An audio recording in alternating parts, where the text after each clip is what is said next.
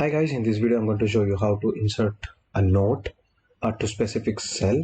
Let's say if there is something you want to highlight in specific cell. So in my case, the row 4 has pending task. So I'm gonna just make a note why this is pending.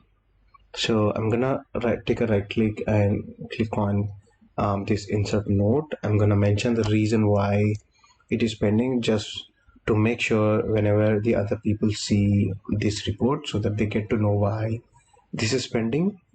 So I'm gonna write technical glitch.